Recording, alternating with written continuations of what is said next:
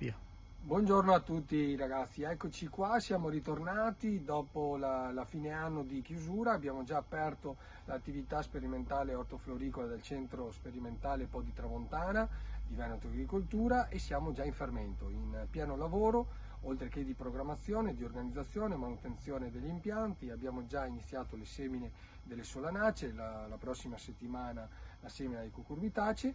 Oggi siamo qui in una serra, un tunnel ovviamente non riscaldato, dove c'è una prova sperimentale di lattuga nella tipologia cappuccia e gentile. Come vedete qui ai miei piedi, questa è una cappuccina e questa è una gentile, è una prova sperimentale varietale. Dobbiamo praticamente andare assieme ai produttori tecnici che verranno a trovarci la prossima settimana, andare a fare una sorta di lista varietale delle varietà che sono più performanti, che si accrescono meglio nel periodo invernale.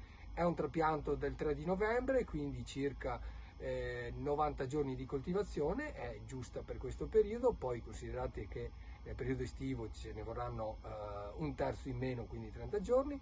Noi andremo a valutare il peso, considerate che il produttore viene pagato a peso, quindi a chili a metro quadrato, ma nella lattuga non è importante solo quello. È importante la valutazione qualitativa estetica, la parte diciamo sopra, quindi colorazione, portamento delle foglie, bollosità, margine più o meno dentato, ma anche il fondo che deve essere comunque brillante, accattivante, dare il senso della freschezza, peduncolo molto piccolo per vedere meno l'imbrunimento. E un altro ormai definito come prerequisito è la resistenza e tolleranza alle principali malattie. Malattie può essere fuggine, quindi resistenza fino alla 37esima razza di Bremia lattuce, la Prenospora della lattuga, ma anche resistenza alle principali virosi, Big Bane, il CMV e quant'altro. Sono resistenze e tolleranze fondamentali se si vuole avere una produzione sostenibile di lattuga, perché attraverso questo vengono ridotti gli input chimici.